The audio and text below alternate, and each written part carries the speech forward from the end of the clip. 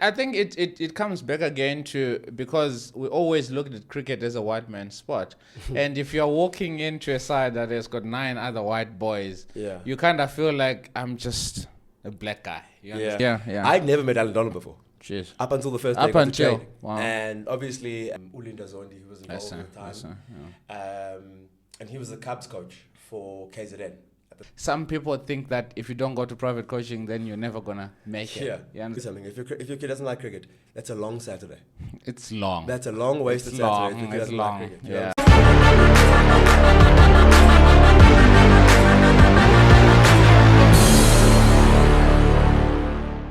Hello there and welcome to another one. I trust I find you in good spirits. My name is Tatenda, back with another one. And the most important person is the one that is here. And if you are here for the first time, please consider liking, sharing, and subscribing. Aya is here in the background. Heroes nowhere to be found. Pumza is, as always. Ladies and gentlemen, meet South African cricketer. I think one of the gents that just walks in and he brings that exuding energy that comes through to you. And Tshepo Moreki is here and super excited. Mate, how you doing? I'm good, thanks. Thank you so much for joining us on the Game On podcast. It's a pleasure. Thank you. I always say that before we start or anything, people would think that, geez, when you've been called to an interview, you think that controversy and whatnot. Yeah. But I'm so glad that controversy hasn't been part of your game. Why is that? Probably upbringing, I would say. Yes, sir. I was lucky enough to grow up in a really good family. So, it's not been a part of my, I suppose, public game. I think as kids, I started playing when I was young. You do get up to no good, I guess. On tours and stuff, but that stays on tour with the people you're with. So, I've managed to get through that now. I'm 30, so. Awesome. Hopefully I'm over all of that stuff. Awesome.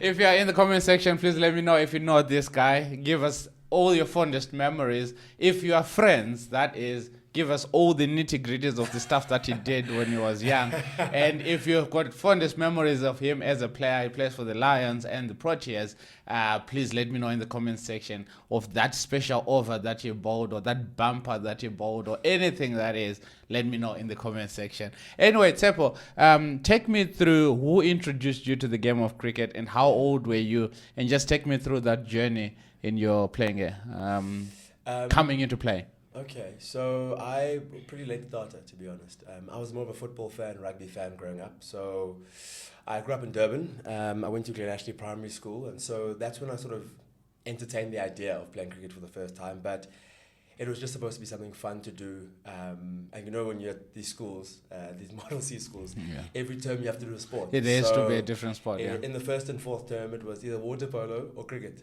And so obviously when cricket... the obvious choice was cricket. And so, I didn't take it that seriously until I got to high school. And even then, it was probably around grade 9 where I was an off spinner initially. Wow. I was. Oh, that height, and you an off spinner. I know, I was small then. Oh, is that okay? Very small. Yeah. I was an off spinner who batted number 8. I see. And the coach I had at the time, I remember him now still. His name was Stephen Dubke.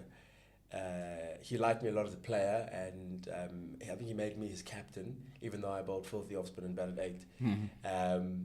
So he was the one who sort of ushered me into playing cricket, and also my mother as well. She's also one from Cape Town. So growing up, that was one of the sports, rugby and cricket, in Tulsa communities. Yes, sir. It's big. So along with her getting me a kit and all that sort of stuff, that's when the ball started rolling, as it were, cricket-wise. And then through the years, so sort of the back end of my high school career, grade 10, 11, matric, is when I started taking it seriously, more seriously than I was before.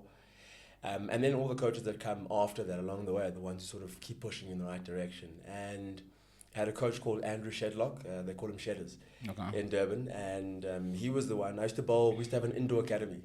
And I was off spinner, I batted in the middle order. I wasn't really that good at either, to be honest, but I just loved being a part of it.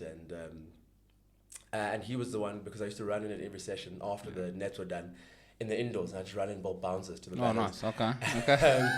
And then he thought, instead of wasting my energy doing this just in the nets, in the indoors, let's try bowling seam in the game. We've got enough spinners out here. Jeez, okay. So, that's probably when that changed. And I was around grade 10, I think, I started bowling seam. And it came out relatively quickly, but it was all over the place. Yeah, but then that's how it goes as well. When you've got a youngster that's coming in and bowling, they express gassy, but then the ball is everywhere. One goes to fine leg, the other one goes to third man, then the straight one comes and it's a good one. Would you say that was the start of Tshepo being a fast bowler, because the coach sort of gave you the leeway to say make a mistake, and from there we're gonna take it from there? 100%. Would you say? And not just in training, but in games as well, where I was allowed to, he encouraged me to bowl as fast as I can. And if I bowl wides or this or that or whatever the case is, we can refine that at a later stage. But I gave the team a different dynamic, I suppose, at the time. And shortly after that, I started playing first team when I was in grade 11.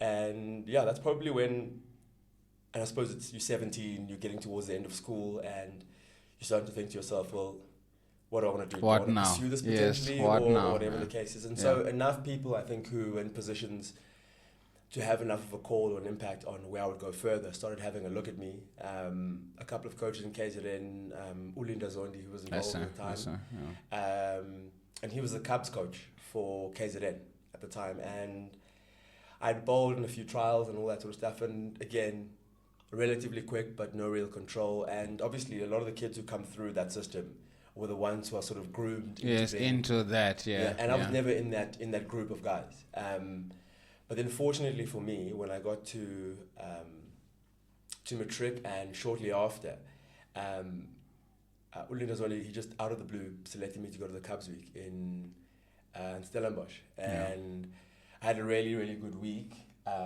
which culminated in, we played against the Gauteng team at the time, and they were a good group as well. And I think I defended they needed 8 to win off the last over, and I think I got 2 wickets and over went for 2 or something. And it was a good team. I think KG was in that team. Nice. So it was a good team, and it was, a lot of the selectors were at that game. Ray Jennings, who was the coach of SN19 at the time, I think Neil Smomberg was involved at the time, and so they saw that game. It went down to the wire, and both teams were really, really good, and ended up being selected to play SN19 off the back of that. Wow. And that's where, to be honest, it probably began for me in terms of the professional stuff. Amazing that you grew up in Durban, yet your name is not Zulu. Yes. Take me through a Tshepo that lives in KZN or a Tshepo in Zulu Nation. what's with that? Yeah, so that's it's one that I get a lot, especially now that I've moved to Joburg. Because everyone just assumes that I'm Tswana. You grew up in the hood. 100%, yeah. No, so I grew up in Durban, born and raised.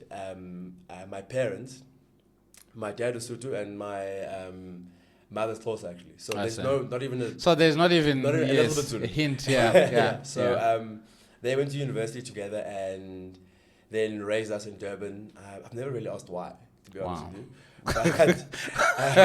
Because it's one of those things I don't really think it matters. Exactly. It's a name, actually. It's a name, you know what I'm saying? Yeah. So, I mean, we speak Zulu. My mother's, she's passed away now, but she was Xhosa through and through, and my dad's Sotho as well. So, I mean, there was a lot of very multicultural in terms of languages as well spoken in the house. So in the house then, were you guys going more Xhosa or more Sotho or English? English. So English became just the main. I think it's the same thing with my son as well. My son is 10 and we started, my wife is Xhosa, by the way. So at the start, my wife would just speak to him in Xhosa. But then you're like, no, he's struggling now because I don't understand what mom is saying. Exactly. Then when I'm speaking to him in Shona or whatever, then again, he doesn't understand because mom is speaking this, dad is speaking that. So he just decided, no, let's just go English. And it's always an issue when you go to family gatherings and all that. And they're like, why are you raising him? What language does he speak? Or they speak to him in Shona, or they speak to him in Xhosa, and he just looks at them and like, he's not sure what's going on. Whatever, he understands. Did you ever go through that as a youngster growing up, where you go into a family gathering and there's sort of like the dynamics of a neck and all that, where you I mean, struggling? yes. family gatherings and stuff, but a lot of my cousins were also in the same situation as I was in. see. So they were from up here, Okay. and the ones that were from Cape Town, obviously in Cape Town, but we were all going to Model C schools at the time. So all the parents would talk and communicate in whatever language they did, and we all spoke in English. Exactly. Yeah. So the whole small entourage is English. 100%. Yes, all the cousins and the kids were speaking in English. Yeah, so that was never really an issue growing up.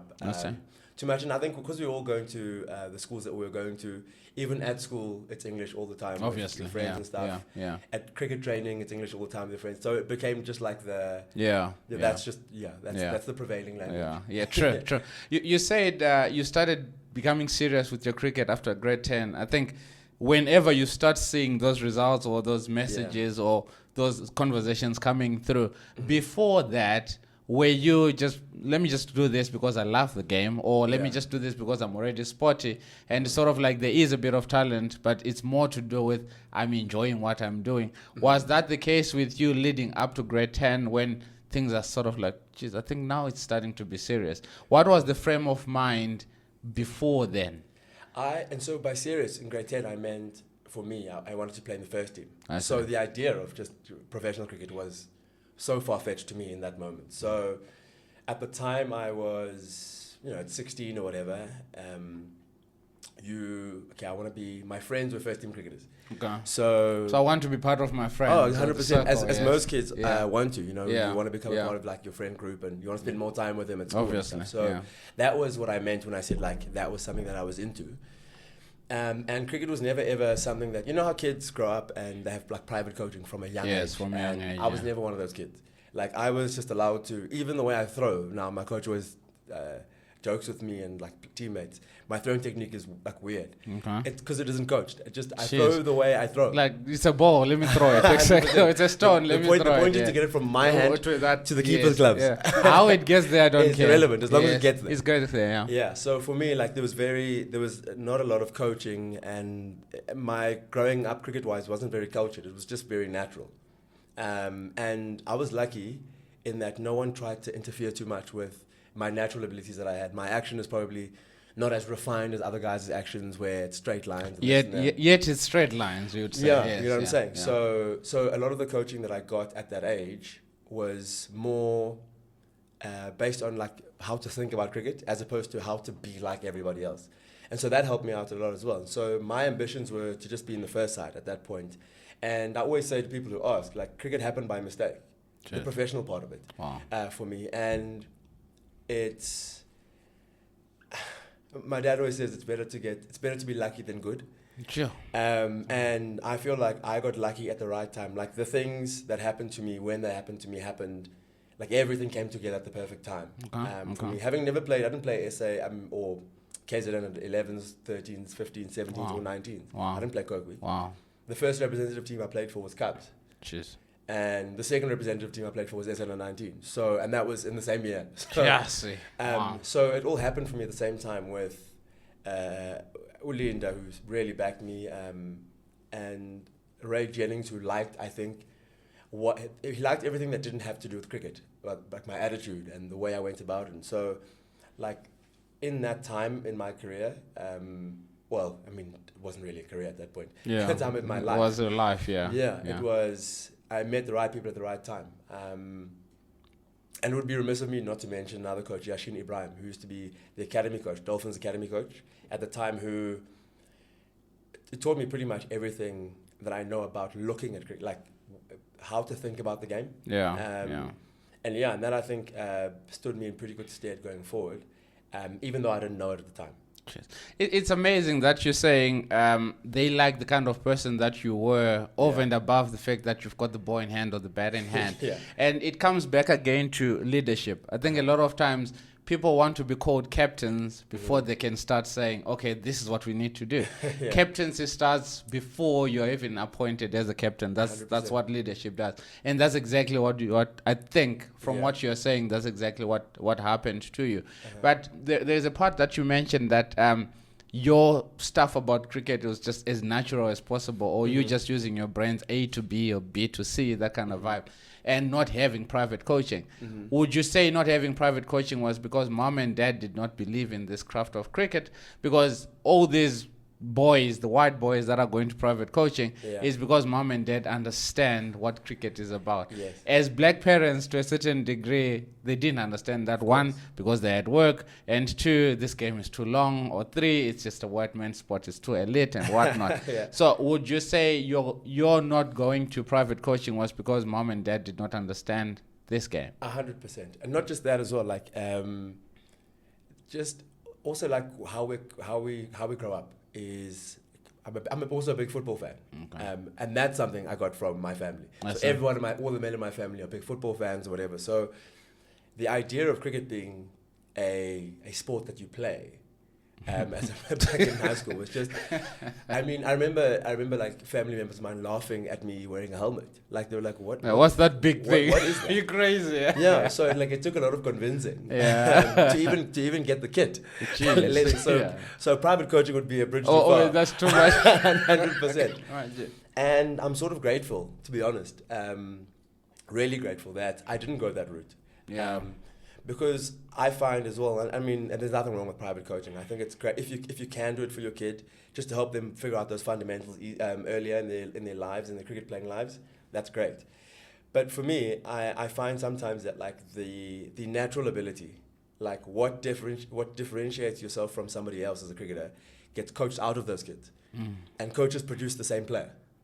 Like you have 20 kids who come out there and they're all paying you, I don't even know what coaches charge these days, 1,000 Rand a session or whatever they charge. Yeah. And at the end of however many years of coaching with that same coach, you've got 20 guys who all bat the same way. And I'm going, what's the point of that? Like, then where is the specialty in that? Because everyone is doing the same thing. You look at, for me as well, like, and just to digress for a bit, like you look at like probably the 3 best batters in the world, or maybe even 4. You look at Kohli, you look at Root, you look at Kane Williamson, you look at Steve Smith. They're all the same age. Yeah, but they're different. And my thing is, what makes them all cool is Steve Smith's got that weird backlift thing. But he still does the work. Yeah. Brad Kohli's like probably, along with Root and Kane, technically maybe a little bit better, but Smith averages 10 more than all of them. True. You know what I'm saying? But then if you're a private coach and you look at Smithy, you'll be like, no, you'd never sit coach still, be still, exactly. Like you would never make it. Like exactly. You're right. So, I get you. So I felt like, in a funny sort of way, I avoided like that sort of like homogenized cricketer type vibe of like cookie cutter. We're gonna make the same cricketer, and eventually like it's. I think what separates every cricketer, I think what is the difference maker in anybody's career is what their differentiating factor is as a player. And so for me, so to answer your question, I just think like I was so grateful that I didn't have that experience. Cheers.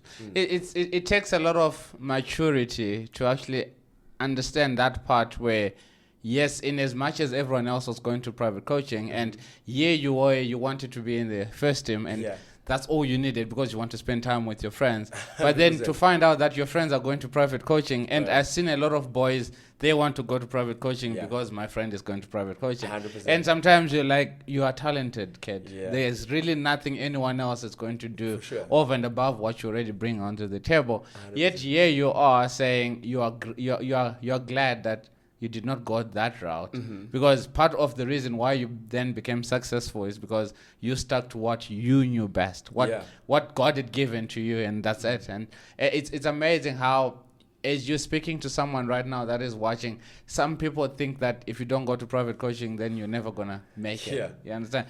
Is it because we have remodernized the way we look at private coaching, or we've made people to believe that if you don't put in the work behind the scenes, it's going to be tough for you to make it on the front? I'll have to qualify my statement before by saying that it's with the benefit of hindsight. So I've played 11 seasons of professional cricket, right? So I'm in a position where I've now seen a lot of this road that people travel, right? So I'm saying with the benefit of hindsight, because if you'd asked me this at 24, I probably would have been said, maybe send your kid to private coaching and see. I've seen so many guys that I went to school with, guys who you even play with at Cubs level, SN19 level, and they have coaches and they have this and they have that. And then you see the progress of professional cricket.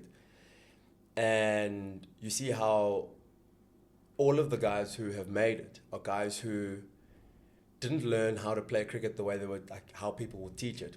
People learned what their game was. And that's the advantage for me. It's like, how well can you know yourself? And that to me, cricket, to me, just in a microcosm, that's what it is how, it's a good like metaphor, I think, for life. Cricket is, the better you know yourself, the more successful you'll be. Yeah, true. Like it's, true. The best players I know are the most self-aware.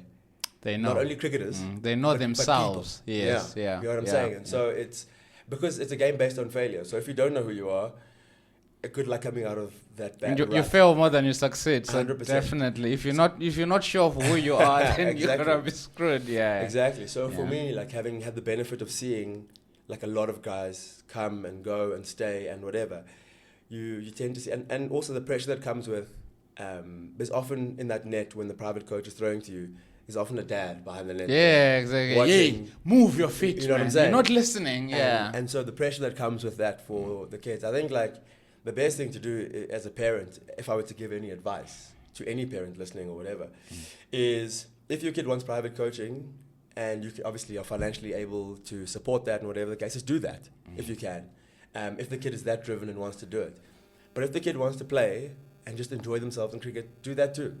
Like there are kids who have been to private coaching who have made it. Yeah. There are. And there are kids that have gone to private coaching and never made it. Yeah. And so for me, I think there is no right answer. I just think it's the best answer is the one that makes your kid happiest. Yeah. Because cricket, let me tell you something. If your kid doesn't like cricket, that's a long Saturday. It's long. That's a long wasted Saturday if your kid doesn't like cricket. You know what I'm saying? I used to enjoy, we laugh about it now. We call it 4-day cricket when we're out there and we haven't taken a wicket for 2 sessions. and you're chasing the leather. Yeah, one guy's on 150, the other guy's on 200. And he's going, he's not mistiming anything. If you don't enjoy cricket in that moment, that's when guys start contemplating retirement. You know what I'm saying? So I can't do this, So you've got to enjoy what that grind is like. Yeah. So for your kid who's in high school or in primary school, whatever the case is, don't try to live vicariously through your children. If your career didn't work out, your career didn't work out. Be okay with that. and move on. You know what I'm saying?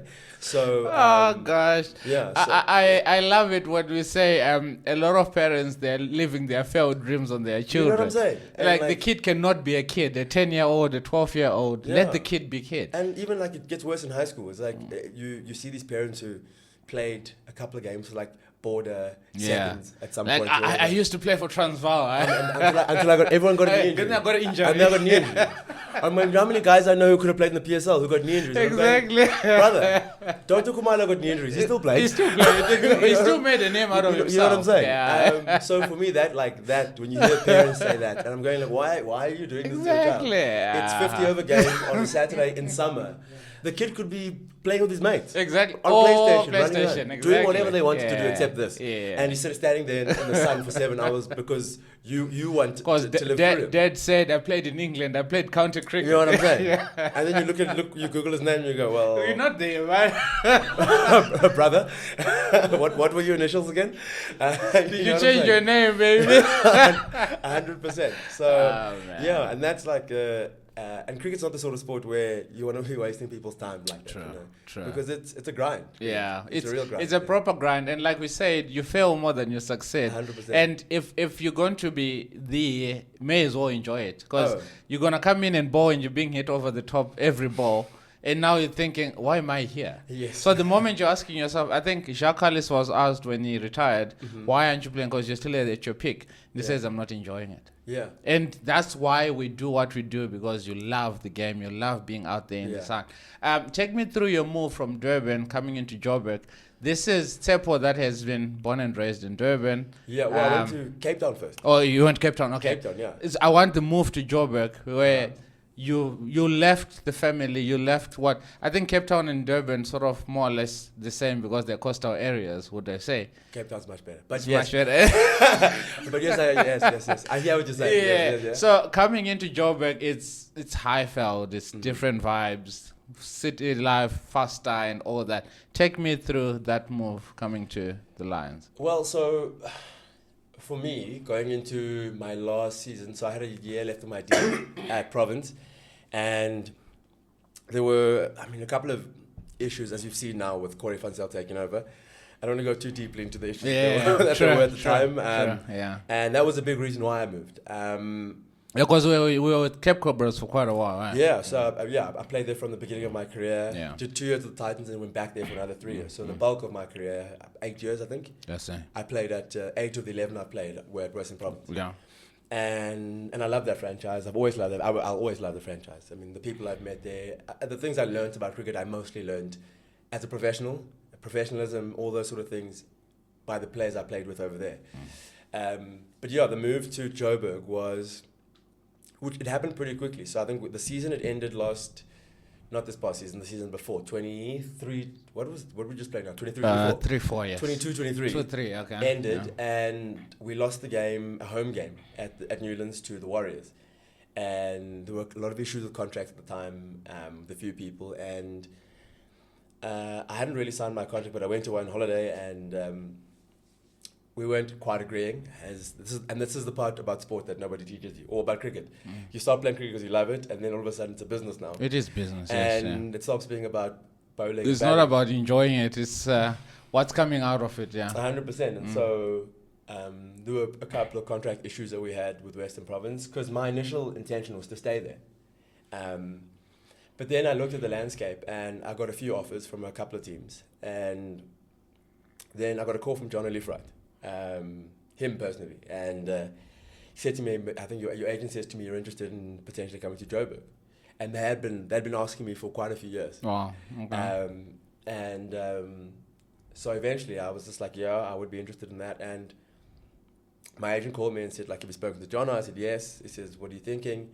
I was like, yeah, I'd love to. I mean, it's so many Protea players here, and my goal was always to play for South Africa. Yes, and I hadn't at the time. And I said, like, I think if I'm going to leave Western Province, I want to leave for a team that I feel like if I play well in, will help my chances in playing for South Africa. That was my main aim. And the other stuff was secondary. Obviously, you've got to, it's your livelihood, so you've got to be mindful. What you know what I'm saying? Yeah. Because I mean, you can't pay bills with hope. You can't. On the 25th of every month. Exactly.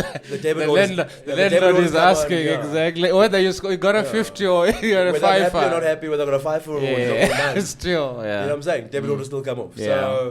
So we sorted those things out, and those things were secondary though to me at the time, and I think it took maybe, and I was away on holiday actually. It took about 2 hours. Oh. And after that conversation with John Olifright, he had a meeting with the board that day. 2 hours later, they called me. They sent me the contract. I signed it. I scanned it back through, and I was a Lions player. Cheers. It took all of 2 hours. And that was with when Wandile Guavo was still the coach. And then I think it was maybe 6 or 7 days later, he gets announced as the Proteas fielding coach. So now I'm like cheers. You left me. 100%. Yeah. But you know, it worked out nicely with Russell coming in, and like Russell and I have an unbelievable relationship. So that's how it happened. And it's funny how like a lot of people have asked me like how do these things happen at the end of the season and stuff. Oftentimes the stories are very innocuous. Like the stories are very like they aren't as exciting as they seem. Wow. Yeah, and it was a phone call we had. And it was nothing to do with the terms of my contract or anything else. And this is where I'll give Jono so much credit. And I absolutely love working for him. Is Jono just said to me like, we've been interested in you for a while. Are you interested in coming here? I don't want to feel under any pressure or whatever the case is, but we'd love to have you. And that was the extent of our conversation. And cricket can be funny. Yeah. There's very few people who are men of their word going around. In true. You know, I'd name them, but we don't have enough time. Yeah, exactly. And that's not the point. Yeah, you know what I'm saying? But like, John is really, really a man of his word. And so, especially when it's come to me, every experience I've had with him so far has been fantastic. And so for me, we had that conversation, and that was short, sharp, and sweet. And by the end of the conversation, I said to him, yeah, John, I'm in. Wow. Say less. Wow. And that was it. Amazing, Tshepo. What does it mean playing for the Lions? What does it mean being in Gauteng and playing for one of the best franchises in South Africa? And you are part of that furniture. Yeah. I mean, it's hard initially. You walk into a change room like that with, I think we have, 7 Proteas? Crazy. Crazy, yeah. Or contracted Proteas. More guys who play, even who aren't contracted. And the one thing it does force you to do is to take a good hard look at yourself and realize, okay, It's competitive here every single day. Yes. In training, forget the games. In training.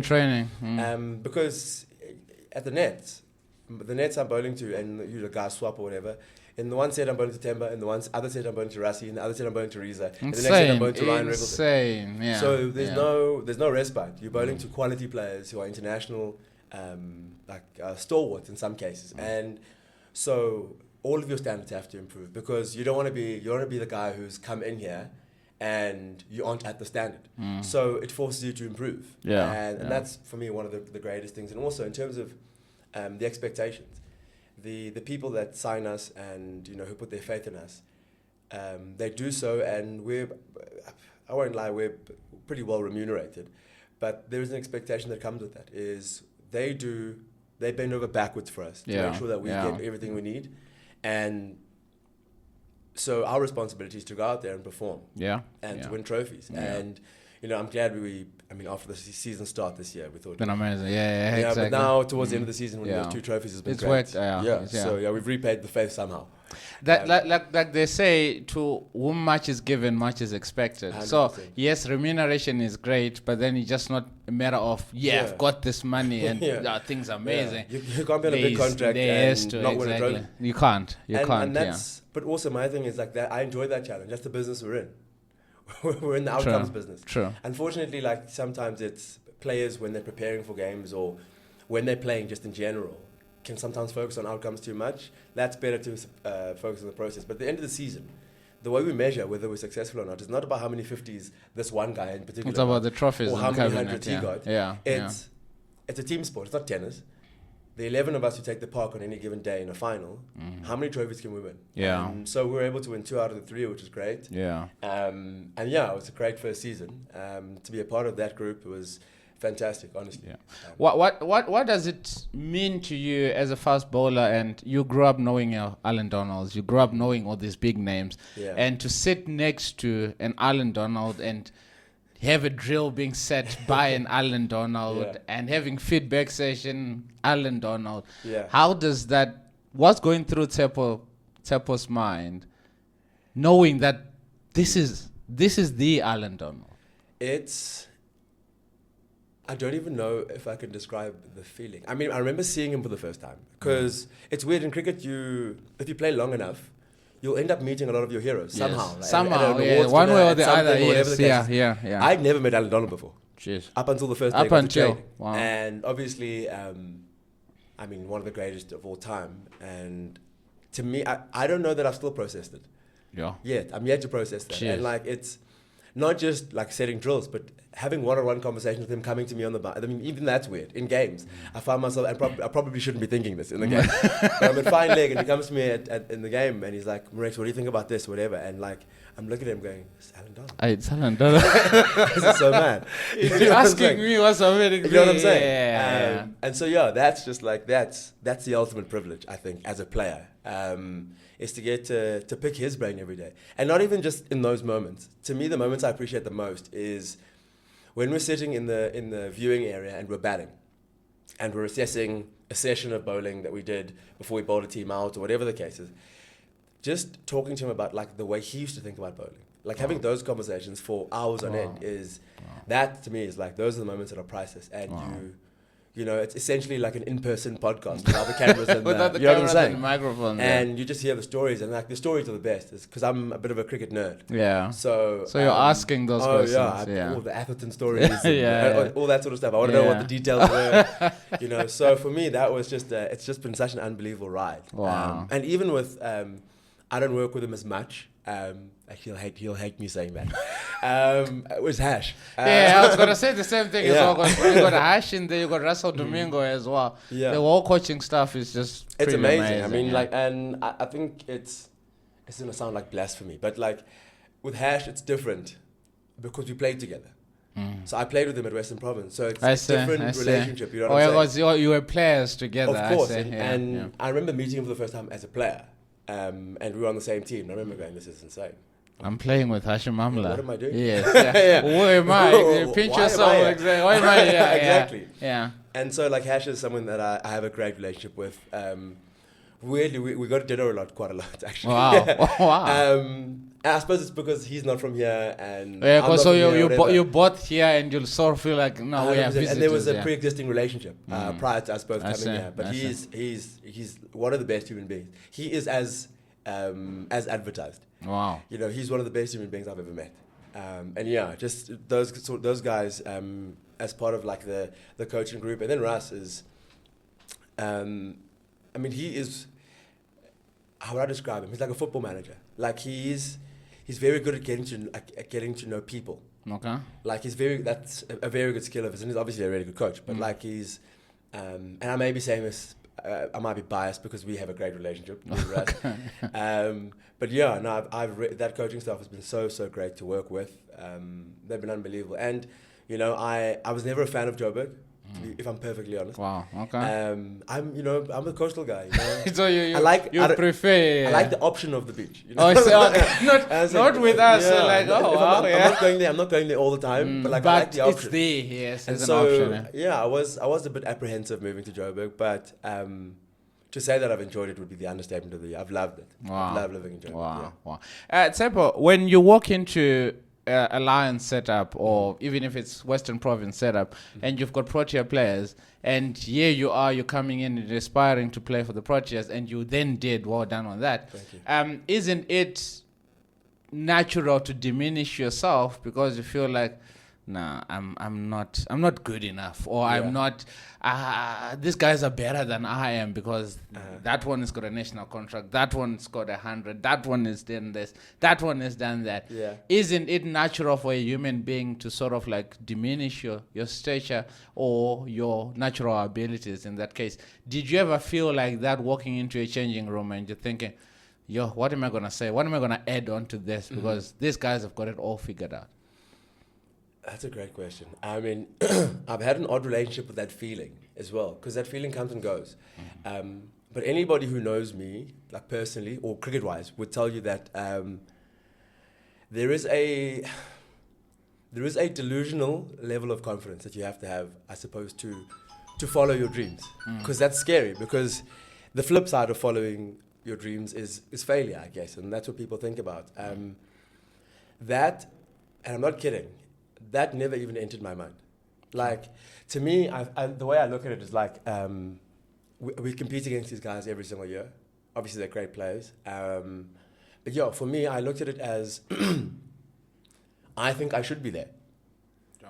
So now I've joined this group. I'm just going to be a part of this group. And that's the part about it that, like, you have to try and psych yourself up to believe that, because it's very, very easy in situations like that, especially in a change room like that, to feel diminished, like you say. And not even because of your ability or anything, just because of the stature of the players in the room, like, and what they've achieved. Big players, exactly. You know what I'm saying? And I think what does help, and people never speak about this as much, is the pre-existing relationships that guys have within cricket. It's not the way it used to be, where guys used to just hate each other and they never spoke. The world is different now, you know what I'm saying? And there are guys who I'm friends with, and with the T20 comps as well. Like Bjorn Fortuyn is a really good friend of mine, pre me coming to the Lions. Okay. So we had a relationship. So it makes life a lot easier. 100%. Now we're in the same colors, but then I always knew you. 100%. And like, and there were other guys in the change room. I mean, there were guys who in the change room that I didn't have any relationship with, who I'm now very, very close to. But yeah, I think that's just one of those things where you've got to go into that change room going, okay, cool, I do deserve to be here. And I think the best thing to do is to try and be as much of yourself as possible. Not even on the field, away from, I'm quite a loud, like, excitable person. Yeah. You know, I'm pretty confident in whatever the case is. And so for me, I didn't want to not be that. Because the moment now you're the quiet person that's out of your own character. And the people in that change room who know me, they're like, away no, from cricket, man. and they'll be like, what's going on here? Since when are you quiet? Why are you acting? Who are you pretending to be? Exactly. You know what I'm saying? So for me, that was relatively easy. And also, what made it a little bit easier as well, and I won't lie, is that the big dogs weren't really there at the beginning of the competition, or the beginning of the season, right? Yeah. So I was able to, and by no means am I sort of like part of any leadership group or whatever, but like, I was able to people were able to see my personality on the field. I'm a very happy person off the field, very. Okay. Happy-go-lucky, and I can maybe remember that I've been angry maybe 3 times in my life. Jeez. Off the field. Wow. But on the field, it's different. I've been happy maybe 3 times in my life, in my life on the field, and it's one of those things where, as a bowler, also the stress, the emotional stress, the physical stress of being a bowler. It's a lot of you don't see many happy bowlers. You know what I'm saying? It's too much work. 100%. And so, like, work, because of the way I am, and I can't help but be myself on the field. I think guys got to know exactly who I was on the field very quickly, because we were losing as well, which didn't help. So that was the icebreaker. I see. And so shortly afterwards, guys sort of knew who I was, and so there weren't any airs or graces about my personality on or off the field, which made it an easy transition. And so when the Protea guys, like the main guys, came back in, it wasn't really an issue at that point. But again, like I say, I played with Temba for a year at Western Province when he was there, so I knew him, Bjorn. I know Ryan a little bit, and so there was never really like. So you never kind of felt like out of place, and in as much as yes, you exude that confidence in you and the kind of person that you are, but then is there anything that the guys would do to sort of welcome someone new into the environment? And if so, let's suppose someone else is walking into the Lion setup, how would Tshepo get them in? You speak about Ngaba Peter. Yes. He's a kid, literally coming in, and this is a big dream. And somehow, you senior guys have to sort of welcome the guy into the setup. Is that the same thing as well when you're coming in and you're thinking, how do I balance this? Yes, I want to be the overexcited player, but you also don't want to be that guy that everyone's going to look at and say, geez, that guy is a little bit too much. Yeah. Is that the case, or what do the senior players bring onto the table when it comes to welcoming a guy, a new guy into the side? I think like in any, and I don't know if this is the politically correct answer, but in any cricket environment or change room, and people who play cricket will know this, the way that people show that they love you is by abusing you. Oh, okay. You know what I'm saying? So, and I don't mean like abuse. Yeah, obviously, yes, just cricket abuse. Create that abuse, sledging. Yeah, banter. So for me, like when the guys start to like banter with you, that's when you know like you're a part of the team. And so for me, what the guys do a lot of is like to make you feel, because that's what they do to each other, and they've been friends and teammates for years and years and years. And so for me, that's like the way of guys saying, you know, you're one of us now. I see. And so. So yeah, I mean, for young players, for me, I think it's also, I don't particularly like going to a young player early on.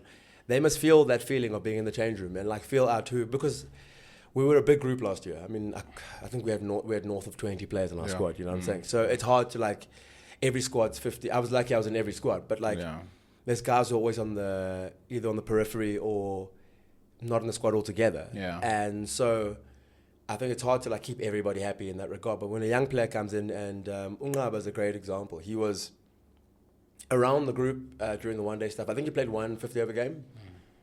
1 or 2. I think he played one in Paul, I think. Paul, okay. And then the T20 comp, obviously, he bowled outstandingly. But he's a confident kid as well. So he didn't need anybody's help getting... It was fine, Yeah, with him, it was more pulling him back in. Oh, is it like, come back, come back to earth. Yeah, exactly. So he's a brilliant kid, by the way. Brilliant kid, like excitable, loves it. Confident as well. And something that's it's surprising to see, especially with young guys, is fearless. It's fearless. Fearless, yeah. I mean, because maybe... It's always maybe a little bit of an advantage being younger, because by the time you figure out that this is all real, you're already right. You're already flying. You know what I'm saying? You're flying already. And so for me, like watching, and it's funny you mentioned this. Before I was talking to a physio before I got here. Yeah. And I was saying, isn't there anything with all the nonsense that there is in cricket and like at every level, there's nothing better than seeing somebody grow.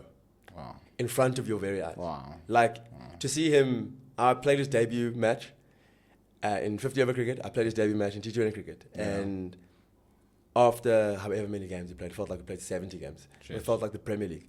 But like after all of those games in T20 comp, he gets picked up. He gets picked to play for the Proteas, and then you go see him do what he did against West Indies in that first game. That's insane. Just to see somebody's growth in front of you. That's insane. You know what I'm saying? Right in front of your eyes. Yeah, you know. To me, it's just like that's such a gift. It is in and of itself, and so and it couldn't have happened to a nicer guy as well. You know. He's exactly the way a 21-year-old should be.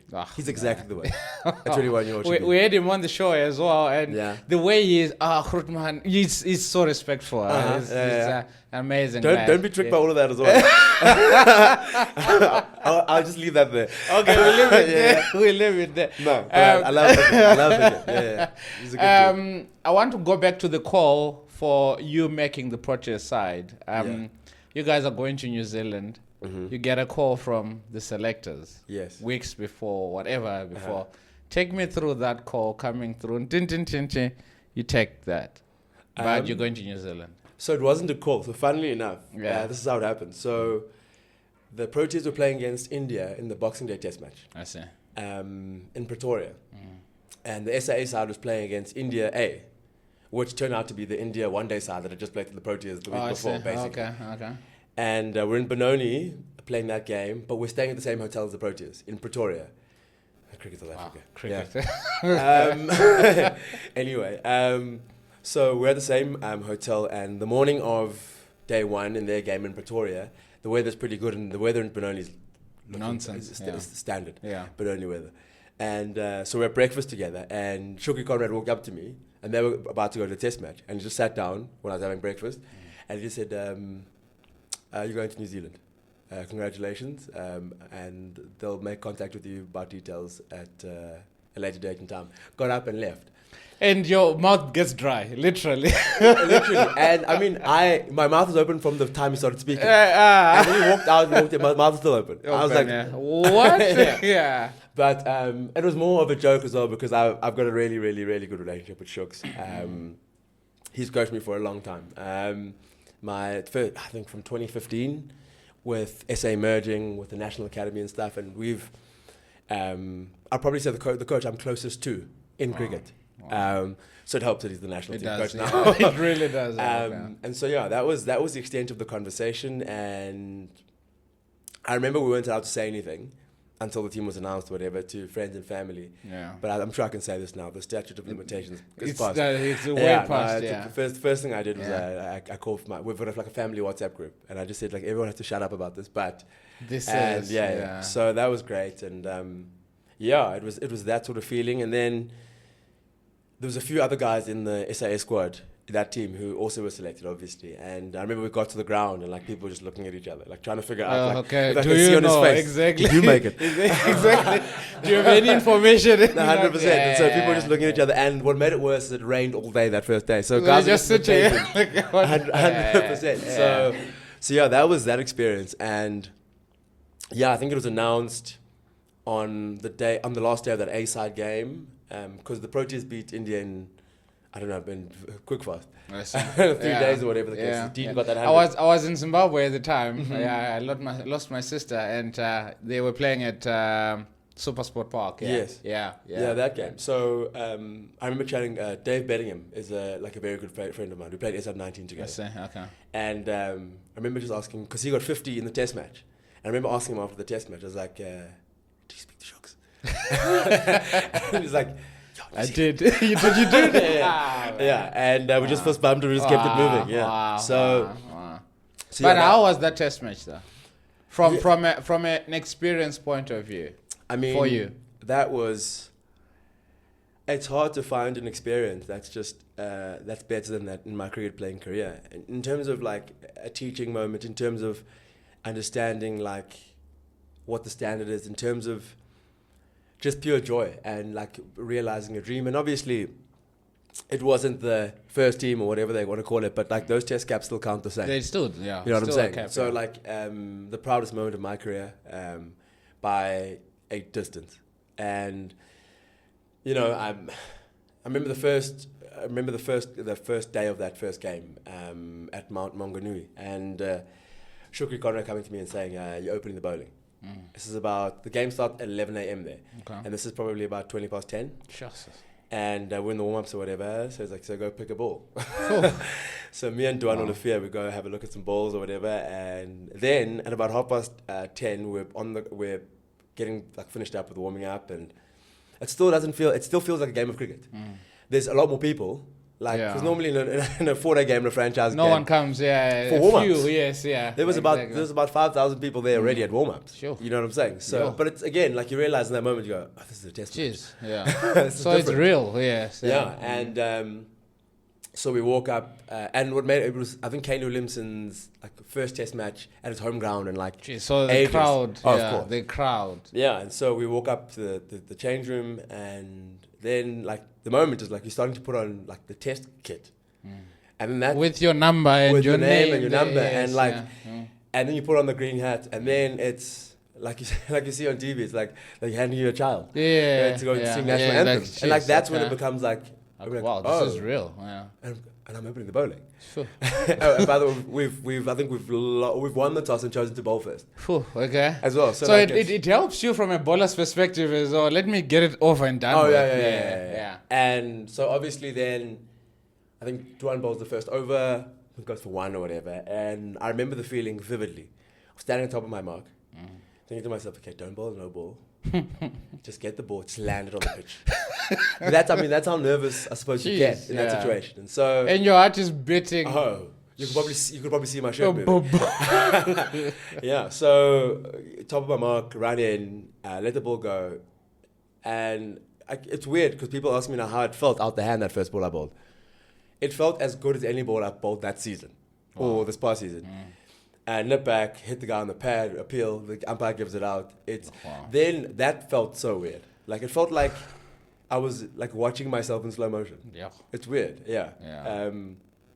But yeah, that was a great experience. That moment specifically. But in that test series, I mean, I suppose that first ball is what dreams are made of. Yeah. And then the rest of the series is what nightmares are made of.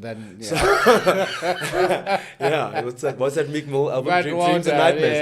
Yeah. but well done. That goes down in history, and more caps are coming as well. So thank you so much. We've got a few questions here from our content director. Sure. And he says, how was the feeling of taking your first international wicket and your first ball of your first test? And you just spoke about it now. Surreal. And surreal. You understand? And what no one knows, like not a lot of people know, is Devon Conway is a very good friend of mine. Because obviously from Lions and Strikers. No. When I was finishing school, he was at the Dolphins.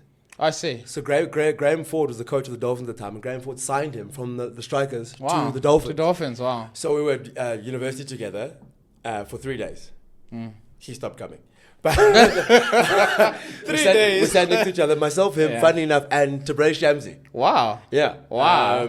And varsity together, and they figured it out. Oh, yeah, exactly. They'll be fine. Yeah. So when you guys got to New Zealand, did you have coffee or whatever outside? 100%. Yeah. I think we had dinner 3 times in New Zealand. Nice. And he hasn't changed a bit. No, Devon, man. No, he's a legend. And so it made it sweeter that it was him. It made it sweeter. 100%, amazing. Do you reckon the move to the IFL gave you more opportunities to then represent your country? I think it's better to be good in a good team. Wow. Yeah. Wow. You said it all. You said it all. Just, did you practice these questions before you came through? No. Like the media team sat down with you and like, Tshepo, when he asks you this is how you respond. Amazing. No. The last one says, are there any pressures or high expectations when you play for such a prestigious franchise like the Lions? For me personally, I can't speak for anybody else, but no, there's no more pressure than anybody puts on me than I do on myself. So for me, like I consider myself my own standard bearer, and the way I prepare, the way I train, the work I put into my body, especially now that I'm 30, all that sort of stuff. Yeah, once you hit 30, then things back now. Exactly. Now things are not. I'm on the 11th hole now. You know what I'm saying? So so for me, there isn't an amount of shouting at me or telling me to do better. and that's just like I think I wear my emotions on my face a lot as well. So coaches know if I bowl badly, don't come to me. Okay, don't come. Don't waste your time. Don't. I know. I'm already hating on myself. I know already. So for me, it's like for me, I put all the weight that I have on my shoulders is put on by myself. So. Yeah, that's the way I just deal with everything. And because my thing is, if you put everything on you in terms of like performances and stuff, then there's no one to blame when things go wrong. Oh. And I can live with myself if I'm to blame. Yeah. But if it's somebody else's fault, then something else. Yeah. Who knows what's gonna happen. Lastly, if you were the host of the show and you would love to ask Tshepo something, what would that be? Or you feel like the host could have asked me this and they didn't. What would that be? Oh. The media team was not there for this one. Huh? No. You've got me there. What? You see, my thing is like I don't think about it like I don't think about myself like that. The way my brain works oftentimes is if you were to ask me like what would be the question I would ask my next guest? Okay. Like from me, that would be like if it's a cricket guest, that is. For me, is what was the moment when you felt like you had been accepted by your teammates? Because I don't know. Because that's an important that's an important part of like growth in a team, especially in a good team. Yeah. And because I remember first playing for Western Province, and it was, and bear in mind I was either 19 or 20. So a lot of the guys I'm playing cricket with, I was 2 years prior when I was in high school. I was watching them on TV. Yeah. So for all me, of a sudden you're in the same. 100%. So it's like your Richard Levy's, your Stian van Sales, Justin Kemp, Justin Anton. Big names, yeah. Yeah, Rory Kleinveld, Vern, Dale was there when I was there. Sure. So finding, especially as a youngster, I've never. And this might be controversial, I don't know. But like, I've never really played for a coach. Okay. Or a coach's approval. Or for me, like the people that matter the most to me are the 10 other guys I take the field with. Wow. Do they feel like I'm adding value? And do they think that I should be here and I'm worth this position in this team? Okay. That to me is the most important thing, because that grind we were talking about earlier, we do that together out there. Good, bad, or indifferent. Yeah. You know what I'm saying? So, to me, that's what matters the most is trying to get the, not even approval, but like the acceptance of my teammates, and then going like when I throw the ball to him as a captain, every single one on this field goes, no, he's going to give us a better chance of winning this game. Wow. I think it comes back again to, because we always looked at cricket as a white man's sport. And if you're walking into a side that has got 9 other white boys, you kind of feel like I'm just a black guy. You understand? It's really, I know where you're coming from. It's really tough to kind of feel like, do I deserve to be here? No. My that question to me doesn't come from there, because I've never had that like inferiority complex. And I think it's also because of I've never not been around white people, like at school and stuff. So like I never had the issue of like, oh no, I'm trying to impress this person because of their skin color. To me, it was just about like, look at how much these people have achieved in the game. Like when I am 20 years old and I'm playing with Justin Kemp, he's already played hundreds of games for South Africa at that point, and he's on the back end of his career.